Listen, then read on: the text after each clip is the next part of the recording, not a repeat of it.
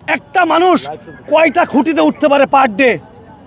2টা 5টা 10টা, কিন্তু এই মানুষটা 40টা 50টা খুঁটিতে উঠতে হয় প্রতিদিন। এই জন্য তারা অকালে মৃত্যুবরণ করতেছে। আপনারা দেখেন প্রায় সময় পেপার পত্রিকায় যে খুঁটিতে উঠে এই মানুষটা কতক্ষণ স্ট্যান্ড থাকবে। যদি সেই মানুষের কর্মঘণ্টা নির্ধারিত না থাকে তাহলে আমরা বলতেছি সে মানুষ বাঁচবে না। অর্থাৎ তার বাঁচার জন্য অধিকার তো আছে, সেই বাঁচার জন্য তাকে আমরা বলতে যাচ্ছি যে নির্ধারিত শ্রম আইন অনুযায়ী কর্মঘণ্টা নির্ধারণ করতে হবে। অর্থাৎ 8 ঘন্টা সে পরিশ্রম করবে, এরপরে সে রেস্ট নেবে। আর প্রয়োজন হইলে লোকবল নিয়োগ দিয়ে তাকে শিফটিং ডিউটির ব্যবস্থা করতে হবে। প্রথম 1 নম্বর দাবি আমাদের এই ফ্যাসিস্ট আরবির চেয়ারম্যানকে অপসারণ করতে হবে। 8 মাস ধরে তাকে সময় দিয়েছি, কিন্তু উনি সবসময় আরবির যেসব কর্মকর্তা দুর্নীতিগ্রস্ত তাদেরকে বাঁচানোর জন্যই সে একপক্ষিকভাবে কাজ করতেছে।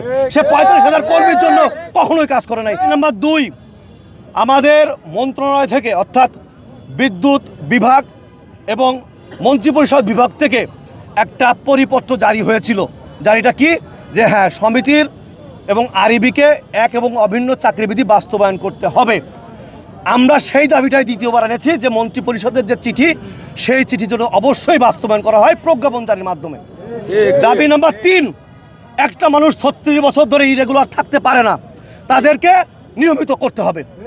এটা আমাদের সবার দাবি। এখানে ছোট্ট করে বলে রাখি ভাই, আমাদের ভিতরে বিভাজন করার জন্য এবং ফ্যাসিস্টদের যে সর্বশেষ যে অবস্থা সেটা বাস্তবায়ন করার জন্য তারা কি করেছে, আমাদের কিছু সংখ্যক ভাইকে রেগুলার করেছে আর বাকি মেজর সংখ্যককে রেগুলার করেনি।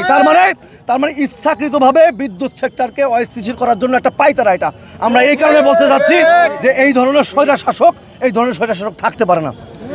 দাবি নাম্বার 4, আমাদের যে কর্মকর্তা কর্মচারী যারা সংস্কার চেয়েছিলাম তাদেরকে যে রাতের অন্ধকারে গুম করা ষড়যন্ত্র করা হয়েছিল, হত্যা করার ষড়যন্ত্র করা হয়েছিল, সেই মানুষগুলোর যে মিথ্যা মামলা দেওয়া হয়েছে সেটা প্রত্যাহার করতে হবে এবং যাদেরকে বিনা নোটিশে ওই মানুষগুলো চাকরিচ্যুত করা হয়েছে তাদেরকে স্বপদে বহাল করতে হবে। আরেকটা আমাদের দাবি আছে, যতদিন পর্যন্ত এই জিনিসগুলো বাস্তবায়ন না হয় ততদিন পর্যন্ত আমরা আরবির ওই অর্ডারগুলো মানি না।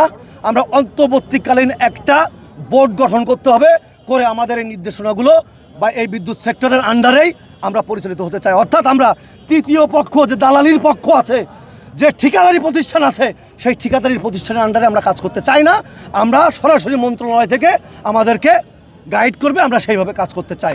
এই হচ্ছে আমাদের দাবি। সারা বাংলাদেশ থেকে টেকনাফ থেকে তেঁতুলিয়া পর্যন্ত 80টা পল্লী বিদ্যুৎ সমিতির বিভিন্ন কর্মকর্তা কর্মচারীরা একত্রতা ঘোষণা করে, আপনারা জানেন গত 2 দিন আগে আমরা 48 ঘন্টা সময় দিয়েছিলাম, রাষ্ট্রকে বলেছিলাম যৌক্তিক সমাধান করুন।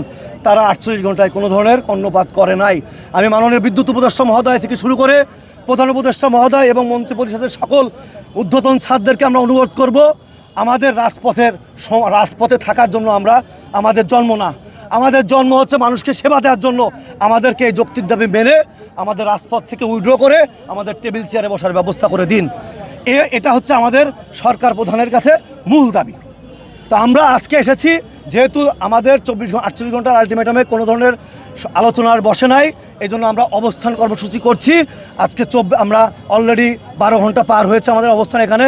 আমরা সারা রাত এখানে অবস্থান করব এবং আগামীকাল নতুন কোনো কর্মসূচি আসলে আমরা মিডিয়াতে বলবো।